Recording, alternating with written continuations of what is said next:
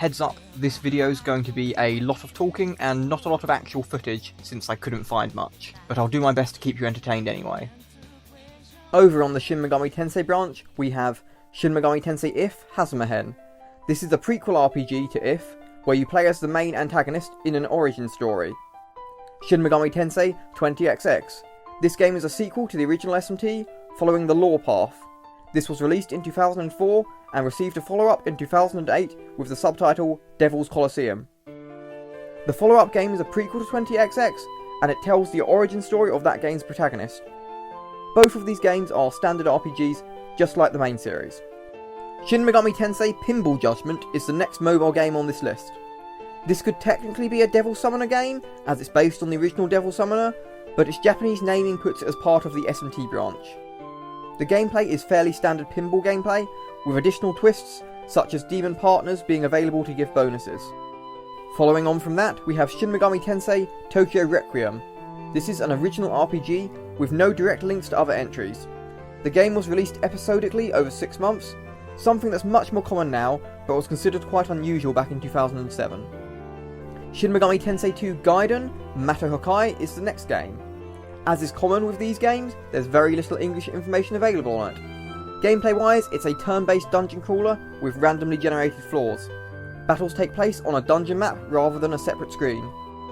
Shin Megami Tensei Devil Hunter Zero is a standalone RPG entry released in 2011, and the last Shin Megami Tensei mobile game in this era is Devil Collection, which is a free-to-play card battler with regular events similar to modern gacha games.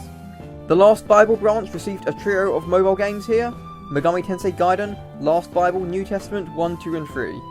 These games are very similar to the main Last Bible games. The second is a prequel to the first, and the third is a sequel to the second. This is, as of writing, the last entry into the Last Bible series, and it seems unlikely another will be made anytime soon, so we can count this branch as complete and move on to the Majin Tensei branch. 2 games with the subtitle Blind Thinker were released in the Majin Tensei line. The first was a spin-off of the first Majin Tensei game, but branching into its own timeline. The second is unrelated in story to the first, but both have gameplay similar to that of the main Majin Tensei games.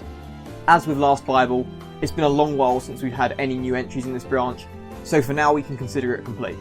Devil Summoner also received 2 new mobile entries, specifically related to the second game Soul Hackers. We have Soul Hackers Intruder, which is a sequel to Soul Hackers and a strategy RPG, as well as Soul Hackers New Generation, which is a competitive RPG, where players battle each other. These 3 sets of games are particularly interesting, as Last Bible hadn't received a new game in 12 years, and was considered closed at the time. Likewise, Majin Tensei hadn't had a new entry for 10 years, when its mobile game came out.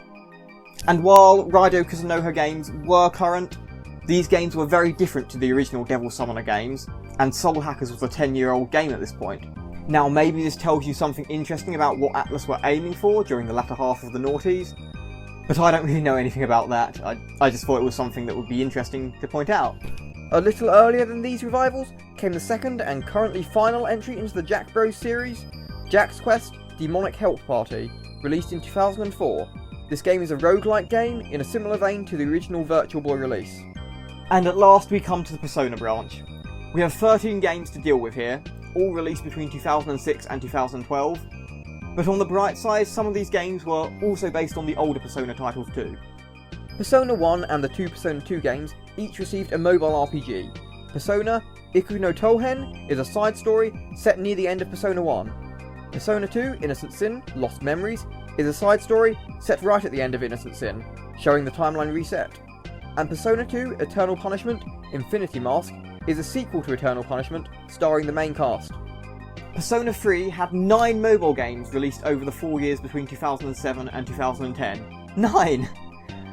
We'll go through them all year by year. In 2007, we had 4 Persona 3 mobile games: Megami Tensei Chaining Soul Persona 3, which was a Bejeweled clone; Megami Tensei Kicks Persona 3, which was just a Persona 3 skinned version of the arcade game Kicks; Aegis the First Mission, which is an action game prequel to Persona 3, set 10 years before and telling the story of Aegis' origin. And finally, for 2007, we have Persona 3 M, which is an RPG side story set during the Yakushima trip. Like the main game, the game is split between social life and dungeon sections, with social links with the main female party members being available. Persona 3 saw 2 more mobile games in 2008. Persona 3 Broken Shadow, which was a Persona 3 themed version of Breakout, and Persona 3 Illustrated Puzzle, which is a Picross style puzzle game. There was only one mobile game inspired by Persona 3 in 2009, but it's one of the more interesting looking ones. Persona Mobile Online. This is technically an original Persona game, but looking at the gameplay and UI, it's clear that it's based on Persona 3. This is a Persona MMORPG, where social links, rather than with NPCs and party members, are with other players. This is a game I would have loved to play, but alas, it never saw release in the West. The last 2 Persona 3 games came out in 2010. Persona 3 Escape is an escape to the room style game, set during the Love Hotel section of Persona 3, and Persona 3 Social is another RPG game with online functions, but from what very little I can see on it, unlike Persona Mobile Online, this seems to be less of a fully fledged RPG. This game is also set in the same school as Persona 3, rather than being its own unique setting. This was before the Persona 4 milking that a lot of Megaten fans hate. In this era there's only one extra Persona 4 game, Persona 4 The Card Battle. This was a card battling RPG gacha, released in 2012. It's very similar to the more recent gacha games that have made it over to the West. It updated with regular events, and cards could be pulled from the gacha for free, or using paid currency. Over in the Devil Children branch, we have 2011's Devil Children Mobile, which was another RPG similar to Persona 4 The Card Battle, with regular events and a similar gacha system, which closes off the Devil Children branch. In 2006, we can close off the DDS branch with Digital Devil Saga Avatar Tuner A's Test Server, which was released for mobile phones. It's a prequel to the first DDS, and played very similarly to that game.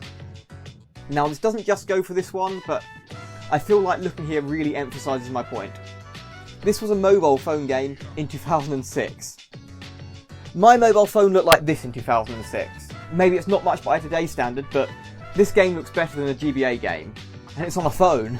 Anyway, rounding this off, we're going to have a game that should arguably be in the next era, but I put it here because, well, it kind of fits better here. And that's Devil Survivor 2, The Extra World from 2013. And to be honest, once again, it's pretty similar to Persona 4, The Card Battle, and Devil Children Mobile. Something to note about the mobile phone games released in this era in general. They were mostly released before the mainstream popularity of iOS and Android phones. These games were released via Japanese platforms such as GREE or Mobage. Both of these companies are still running today, and Mobage are even supporting older style phones.